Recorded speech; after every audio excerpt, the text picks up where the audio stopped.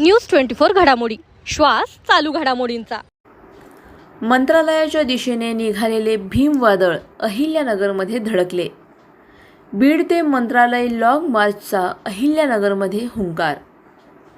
अनुसूचित जातीतील उपवर्गीकरण रद्द करण्याच्या मागणीसाठी बीड ते मंत्रालय मुंबई दरम्यान सुरू असलेल्या लॉंग मार्च अहिल्यानगर शहरामध्ये दाखल झाले असता लॉंग मार्चचे प्रमुख संयोजक सिद्धार्थ शिंगारे यांचा सत्कार करून समस्त भीमसैनिकांनी जल्लोषात स्वागत केले।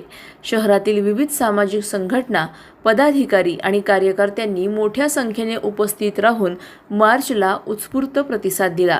नगरसेवक सुरेश बनसोडे यांच्या नेतृत्वाखाली मार्चमध्ये सहभागी होणाऱ्या भीमसैनिकांसाठी आवश्यक सुविधा उपलब्ध करून देण्यात आल्या। यावेळी हजारो भीमसैनिकांनी एकजुटीचा निर्धार व्यक्त करत उपवर्गीकरणाच्या विरोधातील आंदोलनाला भक्कम पाठिंबा दर्शवला।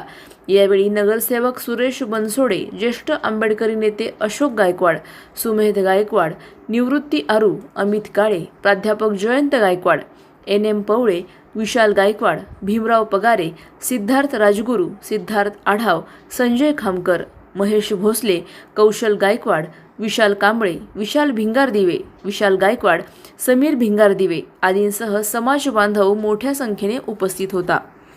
प्रतिनिधी स्वामी गोसावी, न्यूज 24 घडामोडी, अहिल्यानगर। बीड वरून लॉंग मार्च सुरू झालेला आहे। हा लॉंग मार्च 500 किलोमीटरचा लॉंग मार्च आहे। बीड, मांजरसुंबा, पाटोदा, जामखेड, आष्टी, धानोरा मार्गे आम्ही अहिल्यानगरला आलेलो आहोत। 500 किलोमीटर पैकी 150 किलोमीटरचा आम्ही पायी इथपर्यंत पोहोचलेलो आहोत। हा 6वा दिवस आहे।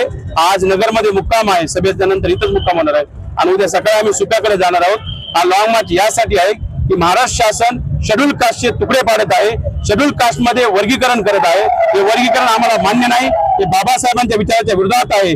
ते सांगतात की सुप्रीम कोर्टाने 1 ऑगस्ट 2024 ला जजमेंट दिलं, परंतु जजमेंट मध्ये कराच असं नाही म्हटलेलं, करू शकता म्हटलेलं आहे। जर कराच म्हटलं असतं तर गुजरात मध्ये चालू असतं, UP मध्ये चालू असतं, MP मध्ये चालू असतं। भारतात बाकीकडे राज्यामध्ये सुरू नाहीये। महाराष्ट्रामध्ये जाणीवपूर्वक शासनाद्वारे, मुख्यमंत्र्याद्वारे 2 जाती मागण्या जर शासनाने मंजूर नाही केल्या आणि आमचा विरोध असताना जर वर्गीकरण केलं, ज्या दिवशी महाराष्ट्र सरकार वर्गीकरण डिक्लेअर करेन त्या दिवसापासून आम्ही अनिश्चित काळासाठी महाराष्ट्र बंद करू। आठवले साहेब सरकारमधील मंत्री आहेत, आमचे ज्येष्ठ नेते आहेत समाजाचे। त्यांनी जी भूमिका मांडलेली आहे ती आहे संख्येनुसार देण्याच्या संदर्भातली, आणि संख्येनुसार जरी दिलं तर संख्येनुसार महाराष्ट्रामध्ये 13% मध्ये महारांना द्यावं लागतं 8.5%, मातंगांना 2% मिळेल आणि ढोर आणि जमाराला 1.5% मिळेल आणि राहिलेल्या 56 जातीला फक्त 1% मिळेल। संख्येनुसार जरी केलं तरी महारांचाच फायदा आणि बाकीच्या सगळ्यांचा तोटा आहे। पण आमची फायदा आणि तोटा बघून निर्णय घेत नाहीत। बाबासाहेबांच्या विरोधात हा निर्णय आहे, संविधानाच्या विरोधात निर्णय, म्हणून आम्ही विरोधात आहोत।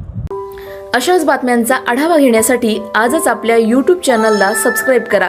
बातमी आवडल्यास लाईक करा आणि इतरांपर्यंत शेअर करा।